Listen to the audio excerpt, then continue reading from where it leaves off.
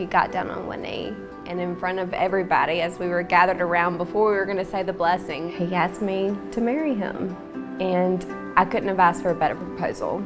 In front of our families, I mean, it was perfect.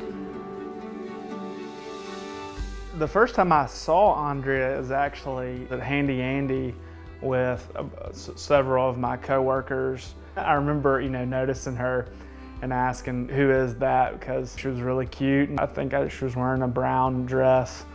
And I remember her hair was cut shorter than it typically is. I work for D Hubs, and one day when we were in the office, he said, Ben's coming by to talk to me, but he's really coming by to talk to you. So Dee was playing matchmaker and recommended that I come by and say hello. And Ben came in and he said, hey, Dee here? And went straight back to Dee's office. Then when I left, I did stop and talk to Andrea, and she laughed at some of my bad jokes, and so I kind of felt like this went pretty good. First impression I had of him was he had big curly hair and he had beautiful eyes. I mean, we had very good chemistry and hit it off right off the bat. So I definitely remember thinking that I liked her a lot. I do remember the day I left in the fall of 2012 to drive to Houston for the first time. I drove by Andrea's house and dropped something off. I think it might have been a punch card to Yaya's or something like that. That's exactly what it was. Kind of like like I'm not gonna need this anymore, and we had been to Yaya's together, Several times. When you take a new job and leave, you do your best to kind of cut as many ties to the old place so you can really move forward. And I never really let go of Oxford, or the feeling that, this was my home. Dating long distance is a hard thing, and we tried about twice a month to see each other, every other weekend-ish.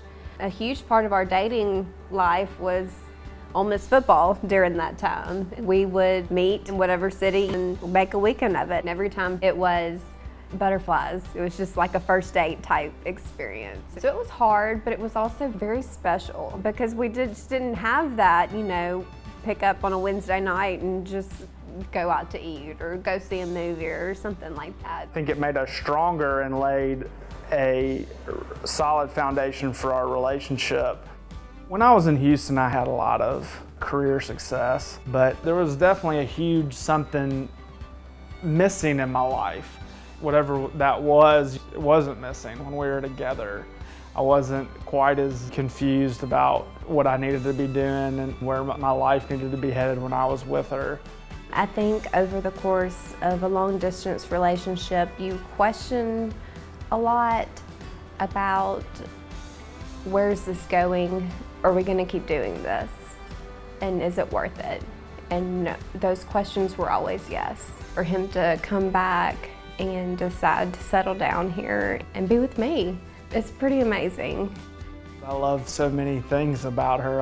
Everything is my favorite thing. Ben makes me laugh. Our personalities go well together. He's honest.